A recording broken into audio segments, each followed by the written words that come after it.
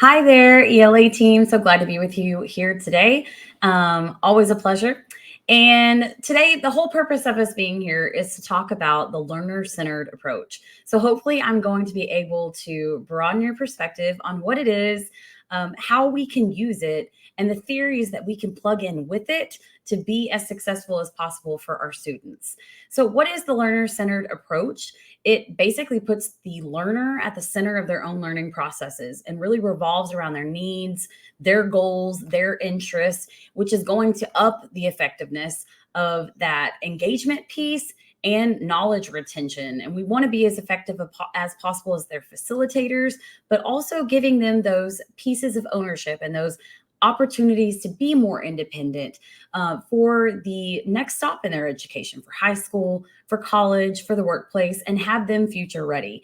So under this approach, we will be able to accomplish all of those things, and also for them to just really be more effective learners and feel more empowered in what they know and how they know it and how they are able to present it to others.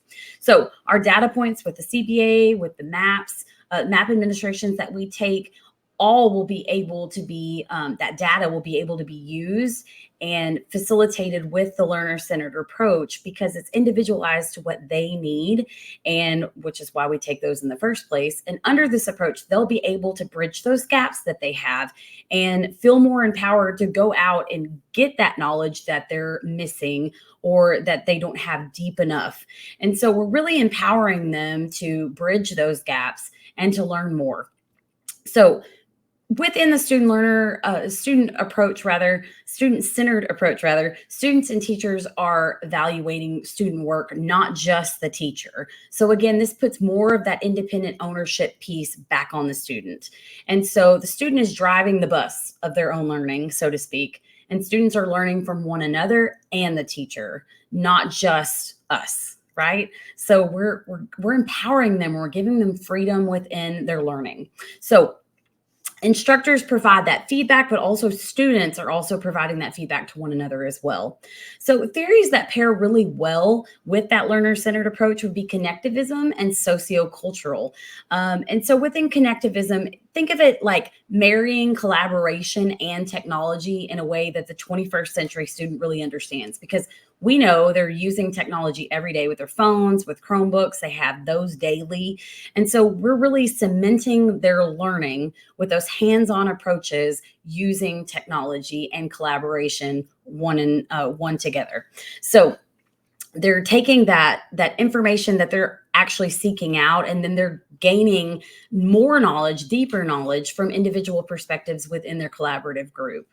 And then, of course, we take sociocultural theory, which is that collaborative and social approach where students really are coming together with their previous knowledge and they're lending it to one another, leveraging that to be able to not only teach others, but deepen and broaden their understanding of different subject matter.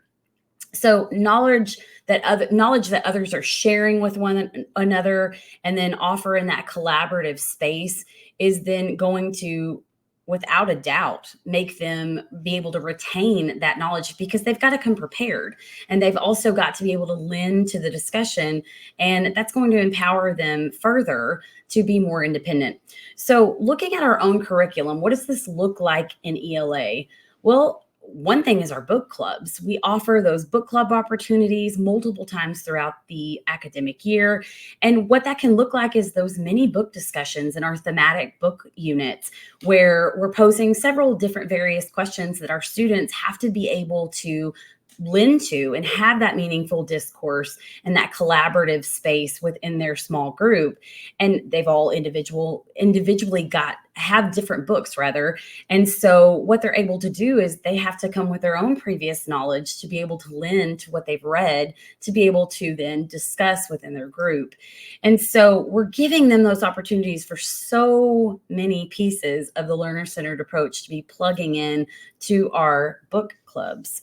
And then another thing is those research projects, that research piece where those individual research is conducted and students then choose their side of the issue and present their findings and argument to the class, which is all about the learner-centered approach. And of course, our Socratic seminars, where we're taking an article or a set of chapters from our book, and we're giving them those opportunities within that collaborative unit to be able to expand on what they've learned and how they can connect it to the real world and each other and themselves. So again, this learner-centered approach is an amazing opportunity for us to be able to put our kids in the driver's seat of their own learning. And if you need any help coming up with any activities or ways to integrate this approach into your classroom, I am always here and I'm always ready and willing to help. Thank you so much for letting me speak with you about the learner-centered approach today, and I look forward to helping you in the future. Thanks.